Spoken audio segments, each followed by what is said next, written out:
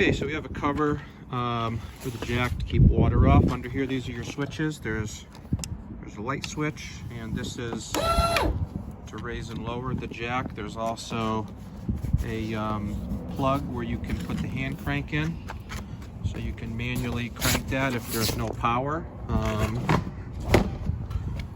Under here, of course, are your propane tanks. Okay, your propane tanks, this is where your regulator is located. This lets you select which tank you're going to use. There's a little pointer there. You can point left or right. And right now it's green, as you can see. So we do have gas in the left tank. When the tank runs out, that'll turn red. And you can remove these and get them refilled. You'll also see there's two notches in the lock bar. And when you're taking the tanks on and off, for the cover to fit properly, as you can see, one tank has to be in the outer notch and one tank has to be in the inner notch, and that'll space these correct so that the cover slides over properly. Now when you're not using the RV, it's a good idea to shut the tanks off. There's also below, there's a battery shut-off switch, and that'll shut off the DC batteries out front here, just so they don't go dead while the unit's being stored. That'll prevent any discharge. But anytime you're towing or you're camping, you're going to have the switch on. Obviously, it's just really made for storage. One more thing I'll just point out to you. So I'm looking down below the frame, and I'm going to zoom in. You're going to see here there's a circuit breaker. So that little black dot, that is the reset button for the circuit breaker. There's another one below as well. And those are for, well, one of those runs your slide rooms and the other runs the rest of the camper. So if you have an issue with something not working, you may want to check those. Of course, you can crank all these things manually too, which we'll go over, but I wanted to point out where the circuit breaker is located. So this is the switch. This turns on the front light. And this is one of your stabilizer legs. This is the dual motor version, so there is one motor on each side. It still uses one switch and they come down together, but they are individual motors that can start and stop separately with the torque limiter. So you may see one touch the ground first and it will shut itself off. There is a rubber cap right here, and if you pop that cap, you can also hand crank those, and you can run those manually. Again, if there's a power failure or something preventing the electric from working, you can run those manually. Underneath here, you'll see your black and your gray discharge. So that's for your bathroom, sink, and shower. And if you look towards the front, that's the galley tank discharge. So there's two gray tanks here. As you know, you've got black and gray for your bathroom. And then there's up here, we'll see, they call it gray 2, which is your galley sink.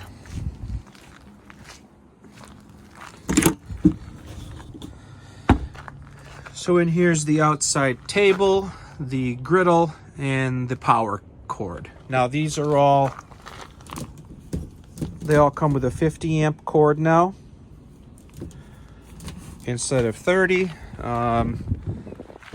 That plugs in back here. I'm just using an adapter right now. The reason these are 50 is because they wire every unit now for the second air conditioning. So if you ever wanted to add that down the road, the wiring's in place, and in order to support that, these have to be 50 amp. Now, this only has one AC unit installed on the roof, so you don't ever need 50 amp for this, but just to make it more versatile, depending if you go to a campground, if they only have a 50, you can plug into a 50. If they only have a 30, you can plug into a 30. It it doesn't really matter because you're not going to run you won't be running 2 air conditioners, and that's the only reason that these are equipped with a 50. So there's a light switch here to turn that on and off. This is, of course, your water fill, so that's to put water into your freshwater tank.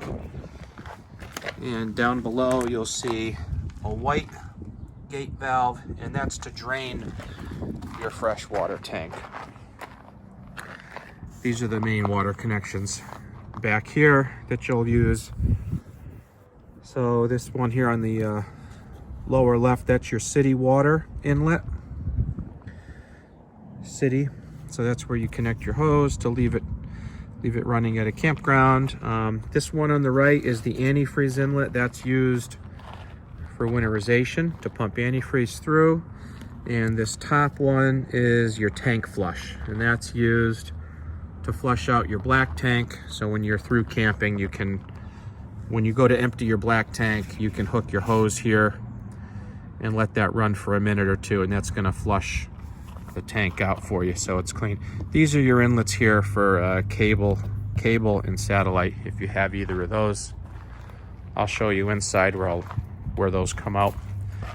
So this is the switch for the rear jacks, and again, you got 2 motors, but they are connected to the same switch. There's only 2 switches on this camper, so this is going to do both rear jacks. And basically you just hold that down and you'll see that they're going to lower down. One may touch first, and it shuts off after it's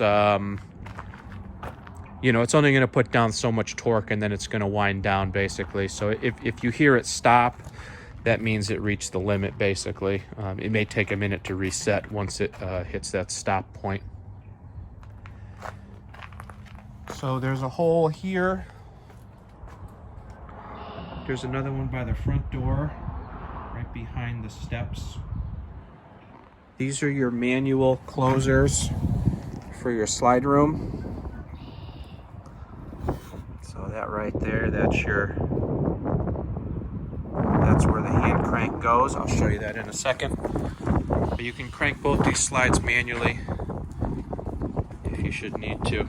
This is a hookup here for if you wanted to put a TV outside. You got 110 power. You got a cable here. These tires too, these have the green caps. These are factory nitro fill. What do you do if you have to top them off? You just put air in them. You do not have to put nitrogen in them. You just top them off with air. If they're low, I would suggest putting air in them rather than running them low on nitrogen. We check them here. So yeah, just keep that in mind. Just use regular air if you have to top those off. It's important that these stay right at 65 PSI so that they wear correctly. So that's the vent for the stove up here. And this is closed, of course, but there's a little flap in there. All right, and when you're not using this, you're gonna wanna snap that shut. That's the vent for your furnace, which is controlled from the inside. It's a vent for your water heater, which again is controlled from the inside. There's an anode rod in the bottom during winterization. That's something that gets removed. Other than that, you're probably not going to go in there too much. It's the switch here for the front stabilizer legs, so that brings these down. Again, there are 2 motors. They are separate, but there's only 1 switch. They come down together. That's a 12-volt port. That's put on for a solar panel, but it can also be a takeoff if you wanted to plug a light or something into that. You can get the harness and do that. In here, these are your 2 hand cranks. These are just magnetic. These pull off. This top crank is for the front jack. It'll also run the stabilizers manually. This long crank is for the slide outs, if you had to run your slide outs manually. Also, we'll peek behind this panel. As you know, these are removable. There's just a screw down here. There might be another screw right there, and this panel comes off. But back there you'll see one of the valves for the water heater bypass system. This camper has 2 valves back there. You can reach them through here. You can also go inside and you'll be able to access them. behind the drawer. All right, and I've got the awning extended right now. And as you can see, this is pretty flat. It does not provide too much pitch when you first open it.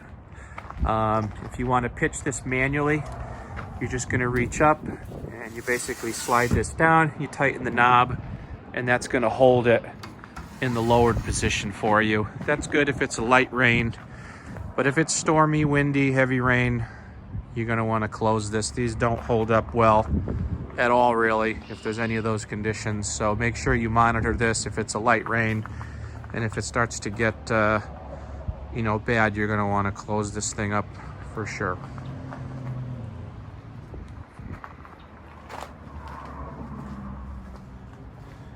All right, last thing outside is the steps. Now there's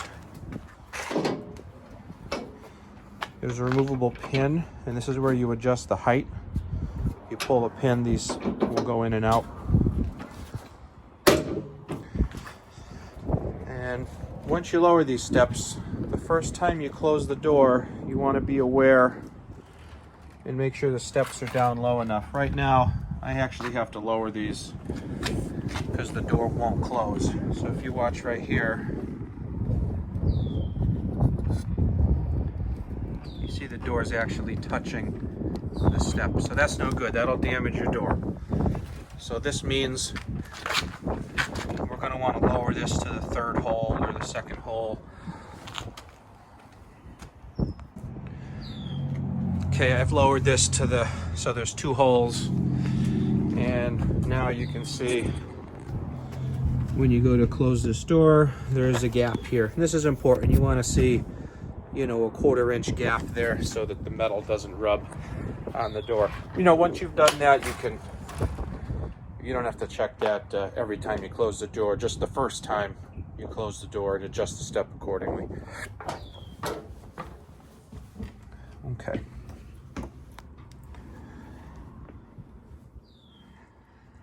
All right, so this is the main panel. So a couple things on here. You got interior light that turns on and off all of your ceiling lights in the living room. These also each have a button. So if you don't want every light on, you can hit the button. You can shut them off individually. Porch light, that's the yellow light that's on the outside. Awning light, that's the LED strip that's under the awning. That's a blank, it's not used. Step light, that's the little night light out by the step. And Wi-Fi turns on the Wi-Fi booster. And if you choose to use that, you'll see on this sticker is the network name, the password, and also the IP address for the control panel. So the first time you turn this on, if you want to use it, you're going to connect using the password, and then you're going to connect to the control panel, and that will allow you to configure the device. These are your slide out rooms. That's your awning. These are your holding tank gauges. And over here you've got your water pump if you're dry camping and you want to use water from your tank heater. That's the underbelly heat system. That's if it's goes below freezing, you can turn that on at night, or just to keep the tanks a little warm. And these 2 top switches will run your water heater, so you can turn on electric mode or gas mode right here. Gas works anywhere, obviously. Electric, you have to be plugged in to use that on electric mode. All right, this is the thermostat. And again, this is actually a 2-zone thermostat, so you'll see it says zone 1 on here. The zone 2 is not going to apply because this unit doesn't have the second air conditioner, but they all come pre-wired and they all get this 2-zone thermostat now. Something new. So right now you'll see way at the bottom it's going to say system off. So to turn this on, you're going to push this system button, and if I push this, you'll see it's going to system cool, system heat, and system off. So that just goes between heat, cool, off. So let's say we wanted to run your your air conditioner here. So I'll push this to where it says cool. So now we've got system cool. And it says zone 1 off still. We're gonna hit this mode button. And if you hit this, it'll go through the different modes that you're probably used to seeing on the regular thermostat. So this is a high cool, low cool, auto cool, and then there's also just a fan. So fan high, fan low, and then you're back to off. You put this on to high cool. That's probably where most people are going to leave this setting. So high cool, you got the little snowflake to tell you the AC is running, and these buttons change the temperature. So let's say we want to make it, 64 in here. It's pretty cold now, so it's not really going to do much, but that's where you set your temperature, and then it'll go back to reading the temperature in the room when you walk away. So if you look at that, it's telling me it's 63 degrees in here right now. Now, high cool or low cool, that means the AC is going to run. So the circulation fan's going to run all the time, and the compressor is going to cycle on and off to maintain the temperature. So, say we set this thing at 64 degrees, and it's 80 degrees out. Once it reaches 64 in here, the compressor will shut, but the fan will keep circulating air. That's probably a good thing. That's probably how most people would want to use this. At nighttime, maybe you're going to want to change it to low cool, and that lowers the fan to a little lower speed, so it's a little quiet. Although this one really doesn't. This one's really quiet. It doesn't really make much noise at all. If you choose to put this into auto cool will run the fan and the compressor together. It'll try to reach your temperature, and once it reaches your temperature, the whole unit will shut off, so it will go totally silent. At that point, you won't hear the fan running. You won't get any circulation. Sometimes, folks will use that at night so that, once it gets cool, the whole thing shuts off.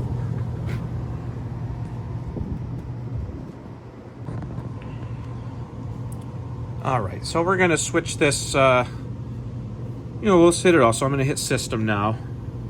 Well, actually it's gonna go to heat, because it goes off, cool, heat, off, cool, heat, off. It just goes around in a loop.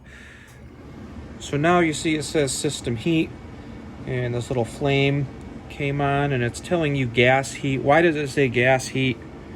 Well, because this also is pre-wired for an electric heat system. So if you wanted, you can add an electric heat kit to this air conditioner, and that would let you select. It would say elect heat, but right now this just says gas heat, because that's how these come. They come with the gas furnace. So once you're on gas heat, then you're just going to use these to kind of set your temperature. Well, it's way up on 80 from our testing. So say we put this down to 68 degrees. That'll run the furnace. So the furnace is under the stove. That's your intake. And then this goes through the ducts. So there's ducts in the underbelly that bring the air to the back of the unit. So when you're on the heat mode, this gas heat, this mode you can see only goes heat, gas, heat off. So if you had the electric element and this was reconfigured, you would have a third option there would say elect heat. But again, this doesn't, this only has gas. So you can leave that on gas all the time. On your cool mode, you can leave it on auto, or you can put it on, I'll put it on high cool. So you can leave that on high cool. You can leave heat on gas heat. When you want to shut it off, you can just go to system off. That shuts everything off. And as you can see, this thermostat is not instant like the old analogs were. That there's a few second delay. when you set that, so you may not hear immediate response from the air conditioner or the furnace. The furnace is of course still running now because it's going to run that cool down cycle, but that'll shut off shortly. Down here, these are your fuses and circuit breakers.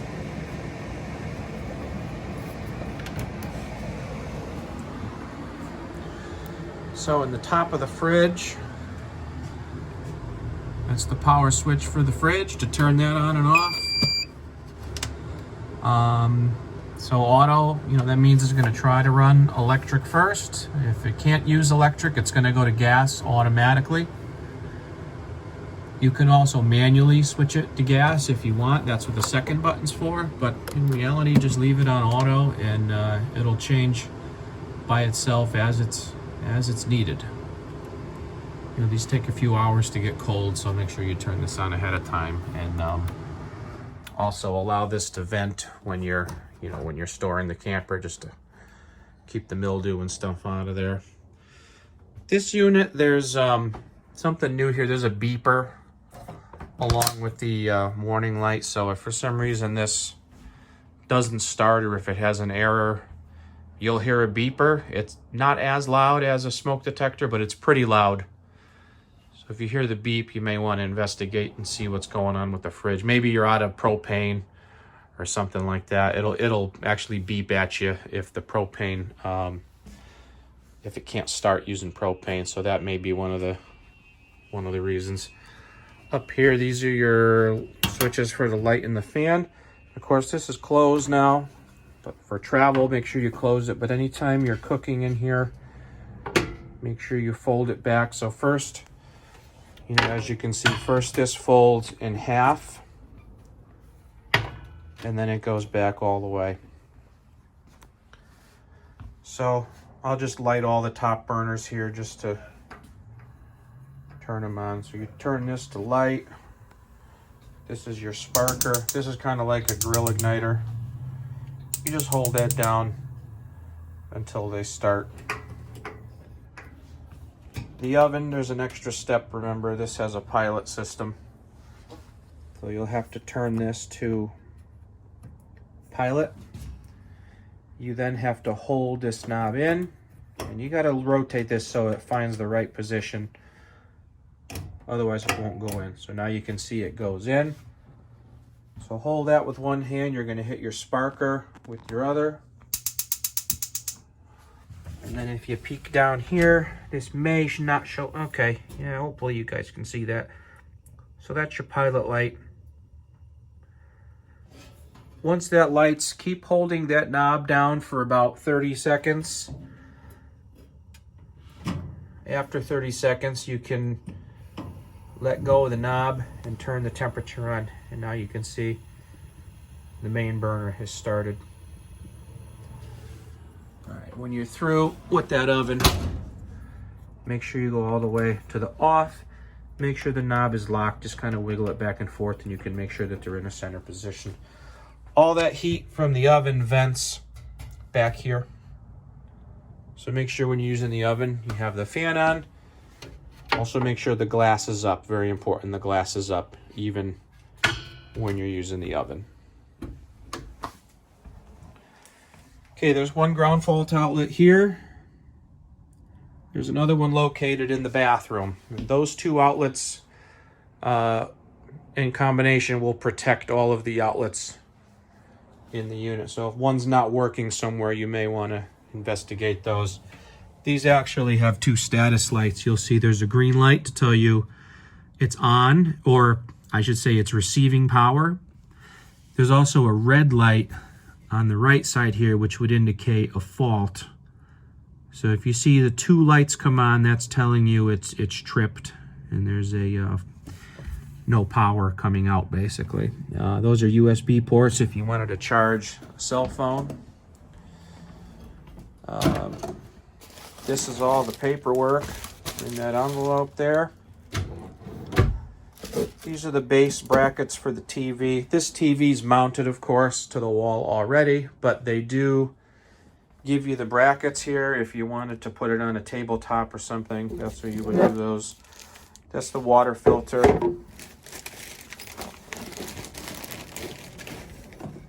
in here. They give you a cable wire. That's if you want to hook up either a second TV in the bedroom or even outside.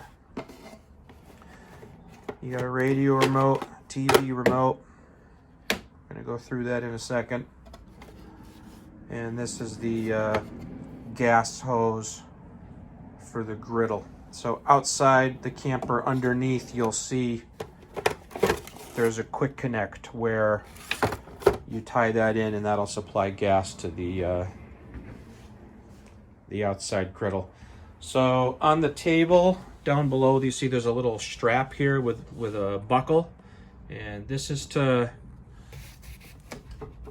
help hold the chairs in while you're going down the road. There's also, where is it?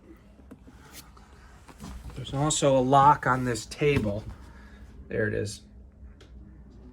There's a button snap here to remove the table leaf.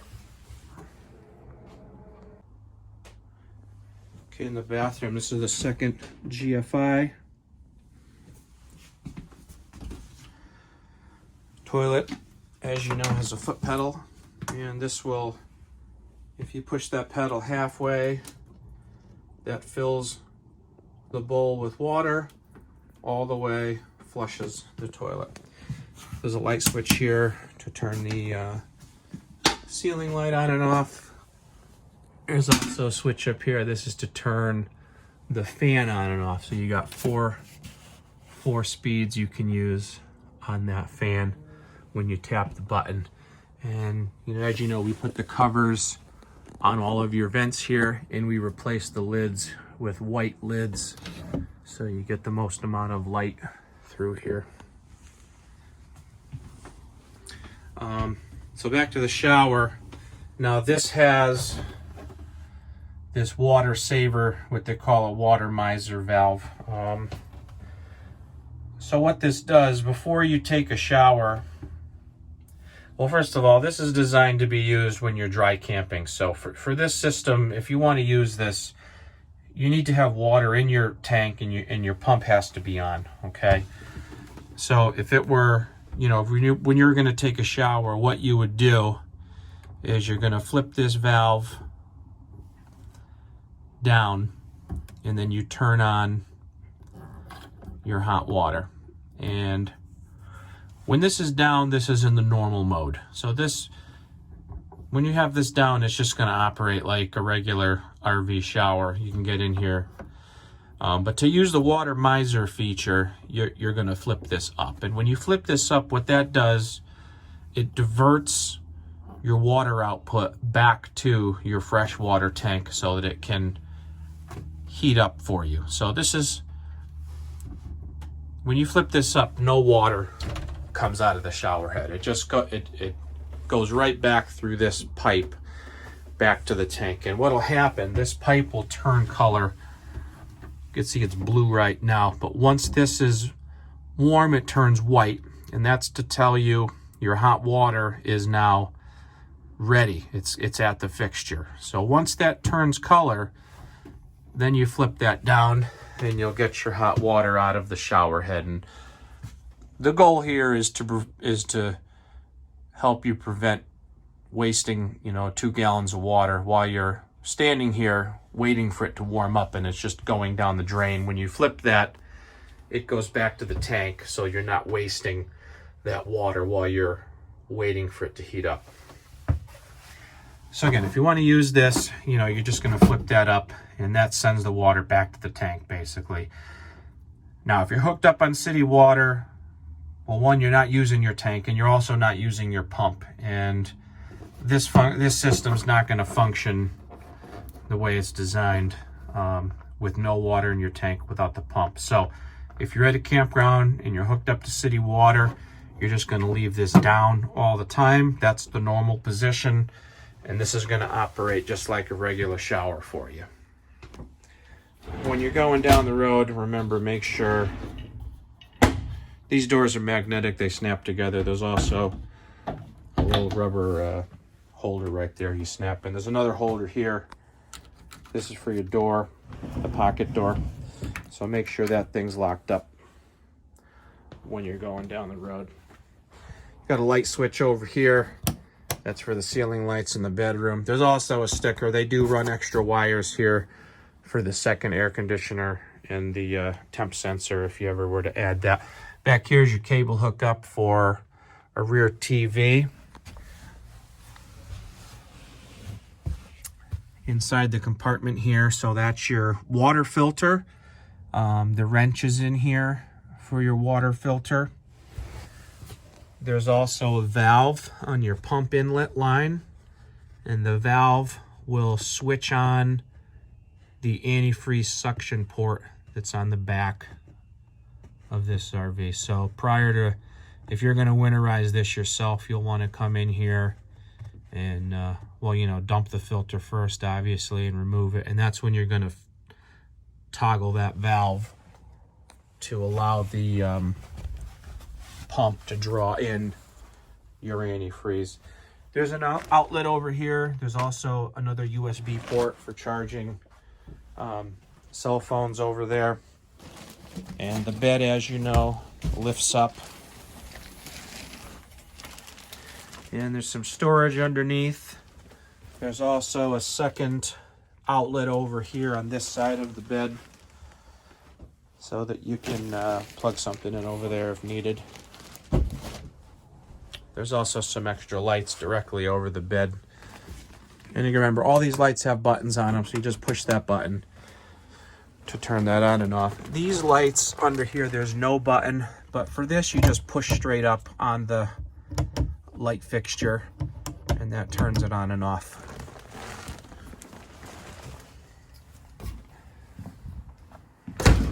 Okay. So behind the TV, and this is on a swivel bracket, you can't move this away. Behind the TV, you'll see the switch. This is for the TV antenna.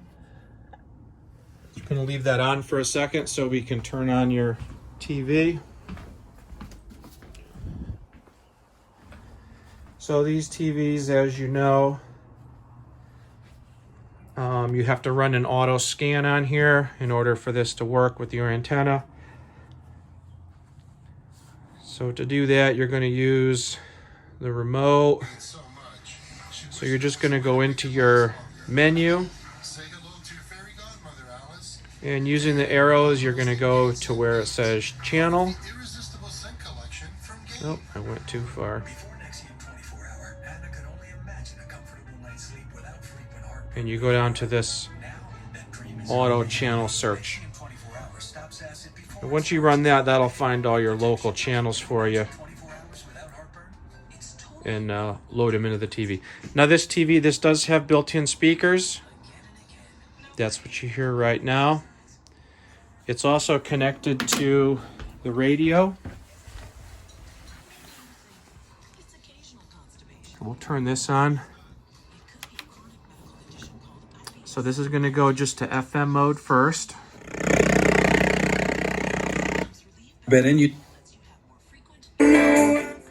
So these buttons here are for your speakers. 1, 2, 3. 1's the living room.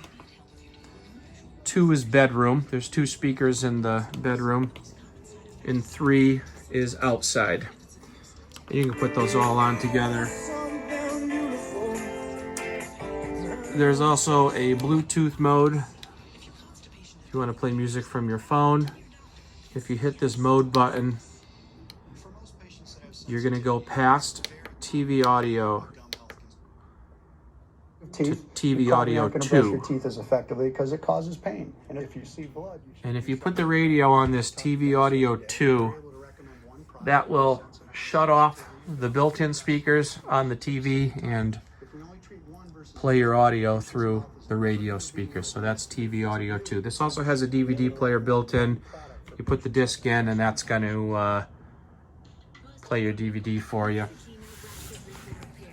When you go to turn this off, you have to hold the button down.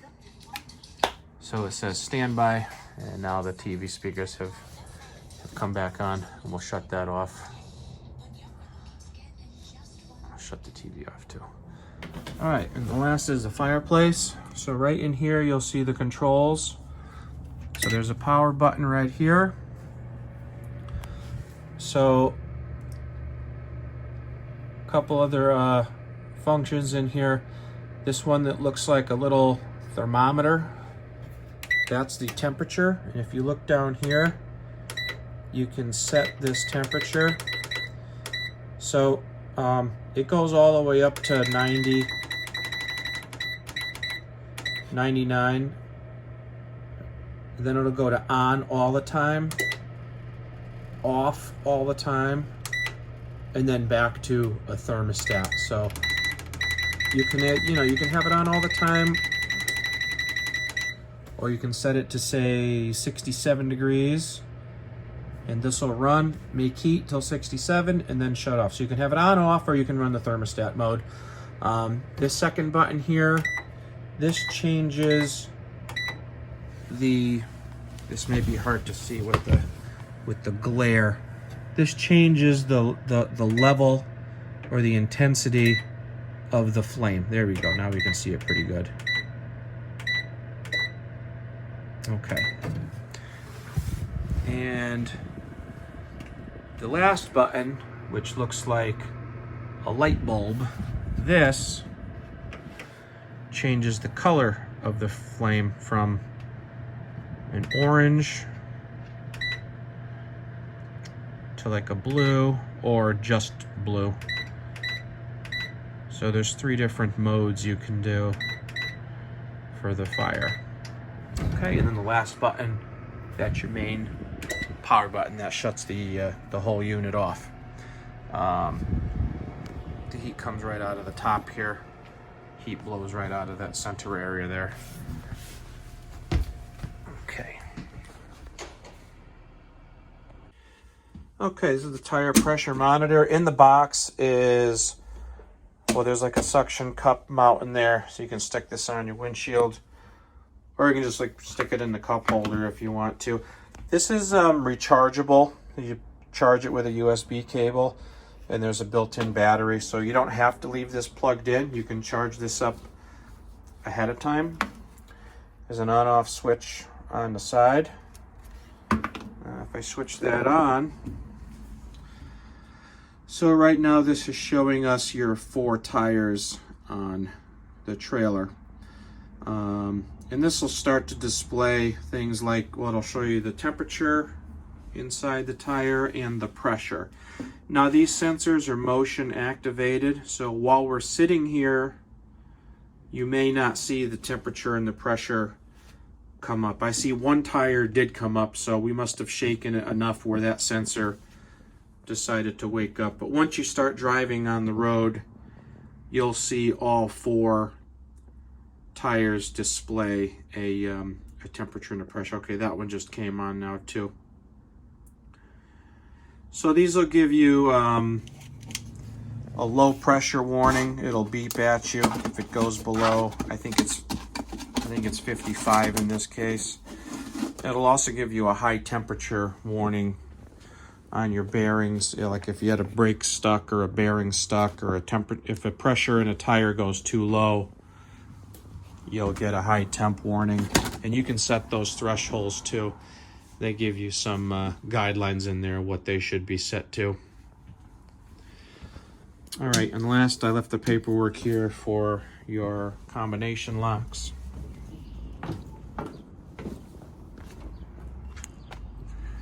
So that's your deadbolt. And these are still set to the default code, which is 3715 lock. And that sends the deadbolt out. 3715. Okay. And there's directions here to change the code. There's also the paperwork here that goes over setting the code.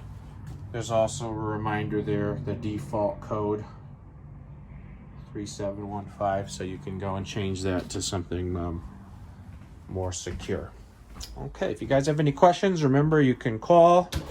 You can also text or email. I get the texts right on my phone now, so if we're closed, or we're not here and you have a question or problem with something, you know, feel free to send us a text. If I could help you guys out, we certainly will. Got a smoke detector up here. And down here is the propane leak detector, okay?